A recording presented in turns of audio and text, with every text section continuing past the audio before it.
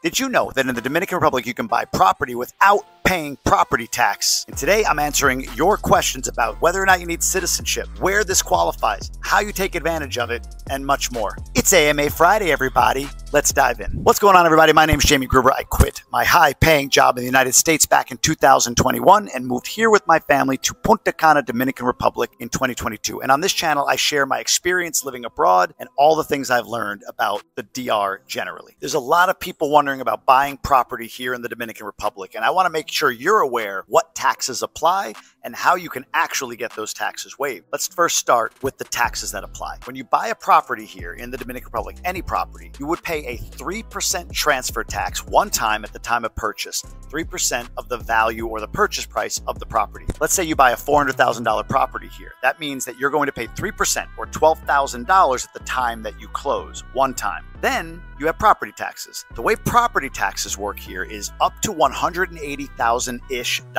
US worth of value is tax-free. Every dollar above that is taxed at 1%. So taking this example of $400,000 the purchase price, you take $180,000 off of that, which leaves you with $220,000. 1% of $220,000 is $2,200 per year. It's not bad, but that's how property tax works here. Now, I'll tell you how you get out of that legally. There's a program that the Dominican Republic has called CONFOTUR. And if you buy a property approved for CONFOTUR, you will actually waive the 3% transfer tax, $12,000 in this example, and you'll waive property tax for up to 15 years. You add that up, that's over $30,000 in savings, especially considering the assessed value could go up and you could pay more taxes in the future. So in all, at least $42,000 saved, 10% over the course of 15 years on this $400,000 mythical condo that you're buying. Now, in order to qualify for that, there are a couple of conditions. First and foremost, this only applies to pre-construction, meaning in-place built property that you're buying from somebody else that already owns it, CONFOTUR doesn't apply. This is why pre-construction is so popular here, why people are buying on spec, because they get all these charges waived for ownership of an apartment or a house that's approved for CONFOTUR. Second, the project needs to be approved for CONFOTUR. It's not just a given. There are standards that you have to pass, and the government needs to approve you for CONFOTUR status. This is where I always tell people, if you're navigating these waters, to just get a realtor, one that you can trust. And if you need one, I've vetted a few that I trust. Down here in the caption, there's a link you can click on, fill out a form, and I'll connect you to one of the realtors that I've vetted and that I'm working with as we search for property down here in DR. Over on Instagram, I recently did a reel on CONFOTUR, and I got a whole bunch of questions and comments and really misguided information in the comments from some folks. And I figured for this AMA Friday, I do this every Friday, I answer your questions here on YouTube. I figured I would share my response to some of these questions and some of these more ridiculous comments. We good? You get it? Let's dive in. DJ Ray Ray BX. I wonder if you're a real DJ, Ray Ray. DJ Ray Ray. It's a good name. Do you have to have dual citizenship for you to qualify for that program? No, you do not. There's many Americans, Canadians, Europeans that buy a second home, a vacation home, or whatever it might be here in the Dominican Republic under CONFOTUR law. It's truly incentivizing international investment here in the Dominican Republic. For some people, they don't like that. Like, oh, why are you incentivizing money coming from outside? Because money coming from outside pays for developers inside, pays for labor and construction inside, pays for material and growth inside the country. And then once you're here, you're paying 18% ITBIS, which is like a consumption tax on everything you buy at a restaurant, at a store, the furniture you might buy down here. So there's taxes that you're going to pay on goods as you purchase them anyway. Is it the right move by the government? Well, DR's been thriving, so you tell me. Drop it down below. Do you like this? Do you not like this law? But no, you do not need to be a citizen, not at all. Go Inc. 33 says, what do people do with these projects once they're completed? Unless you're living down there with enough money to live comfortably or have a good job, it will be very hard to do much with the property. Airbnb is a little hard down there simply because of the competition. I love DR, but I simply don't have enough money to buy a property that's going to sit empty for a while. I love this question, this comment going, so I appreciate you putting it out there. And here's the overarching answer to this. The question comes from a place of belief that the Dominican Republic is still 1997 DR. I just had lunch with a friend of mine who moved here from Mexico like 13 years ago. We live in the same neighborhood, which, by the way, houses here, this house, $800 grand. And you know what? They're all sold. And there's more being built on the other side of this neighborhood. My question to him was, what percentage of the people in our neighborhood that have these $700,000, $800,000 homes are Dominican versus not. And now neither of us know scientifically what that percentage is. We haven't done a census, but my sense is that it's like 60, 65, 70%. His number, 70%. So we're pretty aligned on the idea that the majority of the people owning these big houses here are Dominican. I just did a Capcana tour. We looked at houses that were $20, $25 million. Who's buying them? Dominicans from Santo Domingo. Before somebody gets into drug money or trafficking or whatever, of course that exists here. But these are real business owners. The problem with the question, and I don't think Go Inc. was going here with this, but it makes an assumption that DR is still frozen in time as a third world country. Here's the news flash for everybody out there. It ain't a third world country anymore. There are third world elements that still remain. There is 20% of the population in poverty, but 20, 30% of the population ain't, like, not even close to it. They're doing really well. In fact, the guy I sat with worked here in the Dominican Republic for a company. Before he left, he was making almost $1 million a year here. So on this question about living down here, unless you have a good job or unless you have money, yeah, but that's what people have. They have the ability to own a second home. If they Airbnb it, in many cases, great, but some don't want to. They just want to use it when they want to use it, and they can afford to either buy cash or a second payment or whatever. Down in the caption, I'm going to drop a video link to one that I did on how you can creatively finance 7 different ways your vacation home here without using cash necessarily out of pocket. There's ways that you can leverage and borrow against to be able to afford buying a property down here. So I'll share that with you below. Cloud Native, with a couple of underscores there, said you should also disclose these facts about DR. 18% value added tax, aka ITBIS. Outrageous HOAs fees. Seriously. 6% unemployment rate. Ouchie! Low education standards, unbearably high crime, and things are about to get worse with a new fiscal policy happening in 2024. You're welcome! Well, I never thanked you, Cloud Native, and I think maybe for these points, a few of them, you should maybe change your name. Take the T out, and let's make it Cloud Naive. See what I did? Yeah. This is weird having this thing in my face, but whatever. Let's hit these head on. No one's ever denied an 18% ETH. In fact, I talked about it earlier in this video. Not because you welcomed me, but because that's what it is. There's an 18% ETH. We all know that. Outrageous HOA fees. Let's talk through that. Where I live here in Punta Cana Village, HOA fees are in the $100 to $200 range per month. They're not very high at all. If you go to Vista Cana, which is a development downtown in downtown Punta Cana area, really, really nice, big, growing. There's a ton of stuff going on there. They're charging about $1.50, call it $2 per square meter in HOA fees per month. I don't know if those are high or not to you, but let's say you own a 200 square meter villa. That's about 2,000 square feet. That would be about $400 a month to pay for all of the amenities that come with living in Vista Cana. Is that outrageously high? Seriously? Like, seriously? I don't know. It's up to the person. If you can afford it, great. If you can't, cool. But you're not the arbiter of what seriously high is. Sorry. Let's talk about low education standards, unbearably high crime. I agree with Cloud Naive on low education standards. I think the one area that the DR I have not seen policy really, really strong on is improving education, public education, and it needs to. There's a fly. There's a fly. I think I got him. They need to. That's one that absolutely needs to get better. The private education system, we've had no issues with. I even shouldn't say it that way. The private education system has been perfectly fine for us. Everybody has their school that they like, don't like, or whatever, but it's worked really, really well. Our kids are thriving in the private education system here. Let's go to unbearably high crime rate for a moment. I just put up a reel recently over on Instagram that showed that the Dominican Republic hit 10 per 100,000 as the homicide rate here. That is about a quarter of the rate in cities like New Orleans and Memphis and Atlanta and some others. And when you look at where crime happens, it's certain neighborhoods in certain cities like in Santo Domingo, maybe Santiago and some other areas where it's probably 30, 40, 50 per 100,000 as far as the homicide or high crime or violent crime rate there, which means places like Punta Cana, Cabarete, Puerto Plata, many parts of Santo Domingo and Santiago, the middle of the country, Jarabacoa, Moca, areas like that, crime's lower. Is there property crime? Sure. And most of the violent crime is not random. That's one thing that the United States doesn't have. It could be just random violence. I saw these 2 stories recently. One about a black woman who came out of a store and stabbed a white woman loading groceries into her back of her car and her 3-year-old boy who died of his injuries. The other was of a white man targeting a black man at a Walmart, an employee there, stabbed him and killed him. Like, no connection, random crime. I'm sure it happens here, but boy, when you see two guys hitting each other with machetes, like that big reel that went viral, that is like domestic. That's something where those two guys know each other, had a fight, and went after it.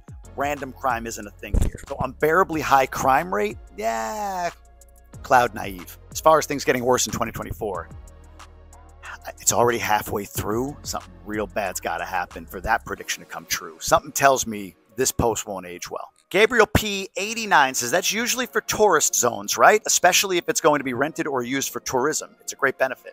I love this question. And the answer is no, that's not true. CONFOTUR applies anywhere in the country. CONFOTUR has standards that you have to apply for as a developer and get approved for, but it is not exclusive to certain markets. That's not my understanding from talking to realtors. If somebody wants to correct that, please drop it in the comments and let me know, cite something so I have a sense of it. But the truth of the matter is that most of the development and most of the international money, which CONFOTUR is really drawing in, is in areas like Punta Cana, Puerto Plata, and neighborhoods like that around the country, Cabarete, Las Terrenas, so on and so forth. So it's going to be heavily focused and marketed for tourist areas, but it is not only and solely for those areas. You could have a CONFOTUR property in Santiago, you could have it in Santo Domingo, you could have it anywhere for that matter. In fact, again, in the comments, if you have purchased or know of somebody that's purchased a CONFOTUR property in some area that's not touristy, I'd love to hear about it. Drop it down below. All right, we got two comments from one guy, Chula1934192022. The first says, yeah, but you don't talk about the location, crime, delinquency, corruption,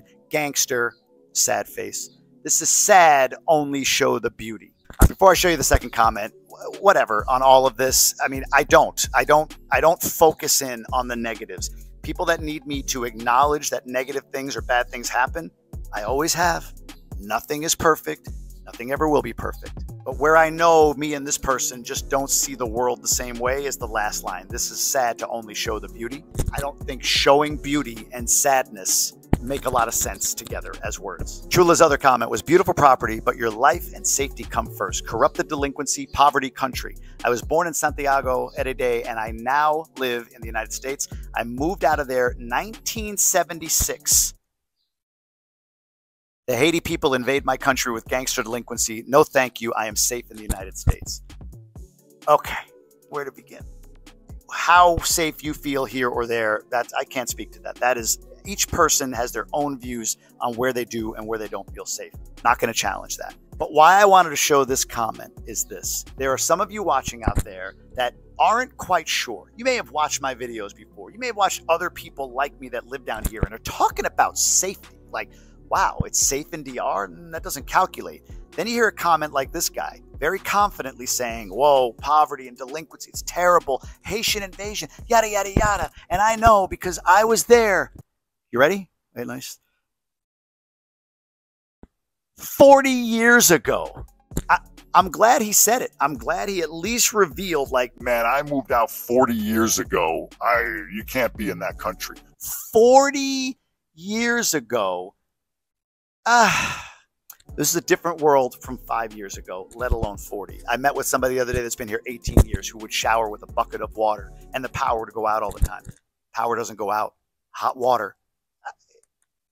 40 years ago. Are you kidding? I'm not shitting on this person. I'm just making the point to all of you that hear voices very confidently talking about how bad it is here from the United States or Canada or Europe. Just because they have roots here doesn't mean they have a clue as what it is or what it is like to live here today in 2024. Now, I'm not going to sit here and claim that I know everything about the Dominican Republic. I don't. I like where I live. I've been to many different neighborhoods. I've driven through some scary-ass neighborhoods in Santo Domingo. Don't get me wrong. I understand the good, the bad, all of that. And there are people here who might share this person's sentiment. But man, I haven't really found them. The saddest part to me is those in poverty that don't have a path to higher income, so therefore need to go to a developed nation like the United States. They don't want to go, but they have to have opportunity. That's something DR needs to fix for sure. But this idea that it's a corrupt, poverty-ridden country, there's corruption, there's poverty. I completely agree. But that is not what defines DR anymore. Again, 70% of this neighborhood is Dominican. All right, Flying Slow 24, 300,000 to 400,000 for a condo in DR, not on the water. Ooh, you are flying slow. $300,000 to $400,000 for a condo on the water, like Where? Yeah, they exist, but you're probably not close to many things. You can get a condo even in the Punta Cana area, Cortecito, for $300,000-$400,000 for sure. But what you fail to realize by not being here is the condo I showed on that reel. In fact, let's show it real quick, Dan. Put it up right here. You can buy a luxury condo in a building like this with $300,000 to $400,000 and pay zero property taxes here in the Dominican Republic. Here's how. It's called CONFOTUR, and if the project is approved pre-construction for CONFOTUR, then you get two benefits. One is you waive the 3% transfer tax. So on a $400,000 condo, $12,000 you don't need to pay. And two is you get exempted from all property taxes for up to 15 years. Once again, this is for pre-construction property, and that property needs to be approved. The best way to know is have a great realtor. And if you need one, you can simply DM me the word realtor and I'll send you a form you can fill out, and I'll refer you one of my realtors that I trust and believe in. But otherwise, research CONFOTUR. It's a great benefit if you're buying here in DR pre-construction, and be sure to follow for more. That condo is in Punta Cana Village, which is one of the premier living places in the country. They don't stay on the market. They get sold. Demand dictates pricing. The amenities and access you get for $300,000 to $400,000 in that condo, the concepts may be a little bit too fast for someone who's flying slow. I'm on a roll taking these. You see what I'm doing with the handle and like doing the thing where I undo it and then like twist it up and like, yeah. Anyway, the market's the market, as they say, so deal with it. If you want $300,000 to $400,000 on the water, you can do that in other places, but some communities are just going to be what they are. Check this one out. I like this one. Mico Worldwide, $300K. That's $150K in Santo Domingo. From what I've been researching and finding, Punta Cana is even cheaper. I guess maybe that video was made in Cap Cana. What can I do with Mico Worldwide? You're worldwide. You need to come more local. Or Mico, Mico, Mico, can't you see? Sometimes your words just baffle me. Or hey, let's leave worldwide for Pitbull. I don't like any of those, but those are the best I got. First off, market to market, I don't think you can say one's more expensive than the other. Santo Domingo has its costly areas. Punta Cana has its costly areas. But if you're looking at pricing in Punta Cana being cheaper, you're probably looking in Verón, you're probably looking in Friusa, you just can't tell. Or there are projects that are out away from the beach and the ocean a little bit, and those are a little less expensive because they're pre-construction and they're not yet fully developed. $300K in Punta Cana is kind of the middle right now. Here's an example. If you go to the beach at City Place, a 3-bedroom or 4-bedroom condo there is going around $600,000.